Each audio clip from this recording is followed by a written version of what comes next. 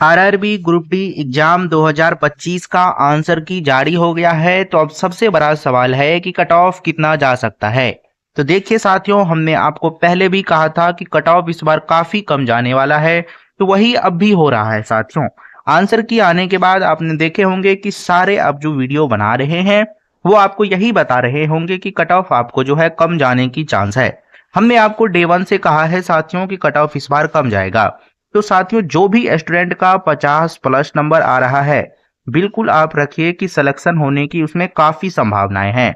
अब देखिए, मैं आपको क्यों कह रहा हूं, चलिए हम आपको इस वीडियो में बताएंगे। आप इस वीडियो में पूरा बने रहिए साथियों। चलिए, तो देखिए सबसे पहले बात करें कंपटीशन लेवल की, तो 19 के जैसा ही पेपर इस बार था साथियों, लेकिन कंपटीशन थोड़ा सा अधिक था। हमने जो भी प्रश्न आपको देखे हैं, आपने भी देखे होंगे। अगर आपने पीडीएफ नहीं देखे हैं, टोटल 101 शिफ्ट का साथियों प्रश्न हमने आपको टेलीग्राम पर उपलब्ध करा दिया है। आप वहां से जाकर ले सकते हैं और प्रश्न देख सकते हैं सभी का। तो ये इसका लिंक आपको डिस्क्रिप्शन में दिया गया है टेलीग्राम का। चलिए, तो अब आप देखिए कि कंपटीशन लेवल यानी थोड़ा सा अधिक देखने को मिला है 2025 में। पेपर लेवल की बात करें तो सेम पेपर लेवल था, जो पेपर आपको 2018-19 में था वही पेपर इस बार भी है। अगर साथियों मैं आपको बताऊं कि कितना अगर नॉर्मलाइज कट ऑफ जा सकता है, तो देखिए साथियों, नॉर्मलाइज कट ऑफ पिछले बार आपको जो साथियों गया था वो हाईएस्ट 70 था। तो इस बार भी आपको 70 ही रहने वाला है। और ये आप मत समझिएगा कि सभी का 70 रहने वाला है, यानी यूआर कैटेगरी से कट ऑफ आपको किसी जोन में आपको 70 देखने को मिलेगा और कहीं आपको कम देखने को मिलेगा कट ऑफ, यानी 65 के आसपास आपको देखने को मिलेगा। एवरेजिंग कट ऑफ की बात करें तो 2060 और जो साथियों यानी 2060 नहीं, यानी 60 और 70 के बीच में 2019 में कट ऑफ गया था। और इस बार आपको जो है 60 से 70 के बीच में ही रहने वाला है। और ये सारे नॉर्मलाइज कट ऑफ है। मैं आपको वो भी बताऊंगा कि रॉ स्कोर कितना होना चाहिए। जैसे नॉर्मलाइजेशन का 2019 में काफी देखिए कम हुआ था, यानी 4 से 5 ही नंबर का फर्क देखने को मिला था। लेकिन इस बार आपको अधिक होगा साथियों, क्योंकि आपको भी पता है कि वो 27 दिसंबर से परीक्षा यानी एग्जाम आपको स्टार्ट हुआ था और आपको दिसंबर यानी आप फरवरी में भी कुछ एग्जाम्स हुए हैं। तो उस हिसाब से 10 से 12 नंबर का इस बार आपको नॉर्मलाइज का देखने को मिलेगा कि ये आपको हो सकता है। तो चलिए मैं आपको आगे बताता हूं कि कट ऑफ आखिर कितना जा सकता है। तो देखिए, यूआर कैटेगरी की बात करें साथियों, तो ज्यादा चांस है इस बार आपको कि 60 से 65 के बीच में कट ऑफ रहे। ओबीसी का आपको जो है 60 से 63 के बीच में कट ऑफ रहे। ईडब्ल्यूएस का आपको जो है 50 से 60 के बीच में कट ऑफ रहेगा। एससी कैटेगरी का आपको जो है साथियों 49 से 58 के बीच में कट ऑफ रहेगा। एसटी का आपको जो है 44 से 48 के बीच में कट ऑफ रह सकता है। अगर मैं आपको ये भी बताऊं कि नॉर्मलाइज कट ऑफ हाईएस्टली कितना रह सकता है, तो देखिए जनरल कैटेगरी से अगर नॉर्मलाइजेशन की बात करें, जो यूआर कैटेगरी का हर एक जोन में जो रह सकता है वो 70 रह सकता है। इससे अधिक जाने की चांस बिल्कुल ना के बराबर है। ईडब्ल्यूएस का आपको 65 रह सकता है। ओबीसी का आपको जो है 65 रह सकता है। एससी एसटी का आपको 60 देखने को मिलेगा नॉर्मलाइजेशन। अब देखिए साथियों, सबसे बड़ा जो आपको बात यह है कि हमने आपको पहले भी कहा था कट ऑफ इस बार तो कम जाएगा ही जाएगा। इसका वैलिड रीजन भी हमने आपको बताया था। यह है कि जो ग्रुप डी का जो आपको एग्जाम है साथियों, वो लेवल 1 का एग्जाम है और रेलवे ने इसका एग्जाम भी लास्ट में लिया हुआ है। और इससे पहले आपको जो भी एग्जाम था, चाहे वो आरआरबी एएलपी का हो, जेई का हो, टेक्नीशियन का हो और एनटीपीसी हो, उन सभी का ऑलरेडी सिलेक्शन भी हो चुका है, ज्वाइनिंग भी उन लोगों का हो चुका है। तो अब जरा आप भी सोच करके बताइए, अगर आपका सिलेक्शन एनटीपीसी, एएलपी, टेक्नीशियन में हो जाए तो क्या आप ग्रुप डी का एग्जाम देने भी जाएंगे क्या? तो सवाल है कि जवाब है कि नहीं जाएंगे। तो बस वही हो रहा है। तो जो भी स्टूडेंट साथियों मतलब पहले सिलेक्टेड हो चुके हैं, वो ग्रुप डी का एग्जाम इस बार नहीं दिए हैं, जिससे आपको मात्र 44 से लेकर के 45% ही साथियों एग्जाम देने स्टूडेंट गया था, जिस वजह से थोड़ा सा कट ऑफ आपको कम गया है। और हमने आपको यह भी बताया था कि अब मान के चलिए जो स्टूडेंट का उधर सिलेक्शन हुआ है तो वो थोड़ा सा उनका सिलेबस पे अच्छा पकड़ होगा, तो वो स्टूडेंट इस बार ग्रुप डी में नहीं बैठने के कारण कट ऑफ थोड़ा सा लो जा सकता है। क्योंकि पेपर भी सेम है, यानी सब कुछ सेम है, तो थोड़ा सा कट ऑफ इस बार कम देखने को मिलेगा। इसलिए हमने आपको कहा था कि साथियों जो भी स्टूडेंट का 50 नंबर आ रहा है 50+ तो उसका सिलेक्शन होने का चांस इस बार काफी है। तो यही आपको भी इस अब जो आंसर की आया है अब आपको लग रहा होगा साथियों।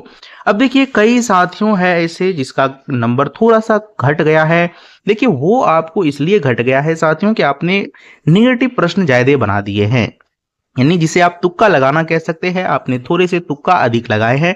देखिए होता यह है कि प्रश्न तो हम लोग सही बनाते ही हैं। जब एग्जाम में जाते हैं आप मान के चलिए 40 प्रश्न बनाएं तो आपको लगता है कि यार 40 प्रश्न तो बहुत कम है, तो मुझे तुक्का लगाना ही चाहिए। तो उस चलते क्या होता है कि आप तुक्का लगाते हैं, 10 प्रश्न गलत कर देते हैं और 3 नंबर आपका खामखा माइनस हो जाता है। तो कट ऑफ आपका जो है मतलब आपका नंबर घट जाता है। तो जब भी आप एग्जाम दीजिए साथियों तो ऐसा नहीं है कि जो प्रश्न आपको नहीं आ रहा है आप उसमें तुक्के लगा दीजिएगा, ये आपको बिल्कुल भी नहीं है, क्योंकि आपका जो है साथियों सही नंबर भी वो लेकर के चला जाएगा। तो इस चीज से बचना है और अगले ग्रुप डी में आपको उसी मेंटालिटी के साथ प्रिपेयर करना है। अब मैं आपको एक चीज और बता दूं, काफी स्टूडेंट का ये कमेंट है कि सर हमने तो काफी मेहनत भी किए थे, मॉक टेस्ट भी हमने लगाए हुए हैं। देखिए एक गलती हो रहा है साथियों, जो हमने भी फील किया है, हमने भी जितने एग्जाम्स दिए हैं साथियों, कि मॉक टेस्ट हम लोग जो है ज्यादातर मोबाइल पर लगाते हैं। मोबाइल का स्क्रीन आपको छोटा होता है जिसमें सारा प्रश्न आपको एक नजर में दिखता है, लेकिन ये चीज आपको एग्जाम में नहीं होता है साथियों। एग्जाम में आपको प्रश्न जो है ऐसे आपको आंखें इधर से इधर करना पड़ेगा तो आप पूरा प्रश्न देख पाइएगा। तो ये फील कहीं ना कहीं आपको 1 से 2 प्रश्न आपको गलत करवा देता है। तो आप ये कोशिश करिए कि देखिए सभी स्टूडेंट के पास तो साथियों कंप्यूटर नहीं होगा, ये मैं मानता हूं। तो इसमें क्या करना है आपको, जैसे ही एग्जाम का साथियों मतलब 15 दिन पहले, देखिए मैं बार बार कहता हूं कि 15 दिन पहले मॉक टेस्ट तो लगाना ही नहीं चाहिए। कई साथियों कहते हैं कि मॉक टेस्ट मतलब कम समय में जब बचे तो खूब लगाइए। अब मान के चलिए खूब लगाइएगा, अब कोई शिफ्ट आप में प्रश्न नहीं बना तो आप डिप्रेस हो जाइएगा साथियों, आपको लगेगा ये एग्जाम नहीं निकलेगा। और अगर आपके मन में ये आ गया लास्ट टाइम में कि हमसे नहीं निकलेगा प्रश्न, बहुत गलती हो रहा है, तो आप यकीन मानिए आपका एग्जाम भी नहीं निकलने वाला है।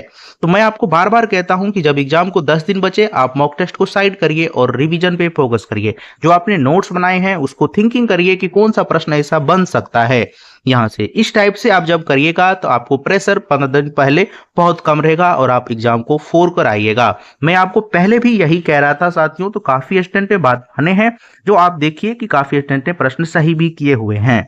चलिए ये आपको एक्सपेक्टेड कट ऑफ भी हमने आपको देखिए यहाँ पर दिए हुए थे, और नॉर्मल यानी कट ऑफ प्रीवियस ईयर का आप यहाँ पर देखिए। काफी स्टूडेंट ने कहा कि SC ST से है, मेरा इतना नंबर आ रहा है, तो भाई आप यहाँ पर देखो ये नॉर्मलाइज कट ऑफ आपको ST में इतना जा रहा है, SC में आपको इतना जा रहा है। UR वाले स्टूडेंट काफी कंफ्यूज रहते हैं, उसका देखिए ये नॉर्मलाइज कट ऑफ है प्रीवियस ईयर का।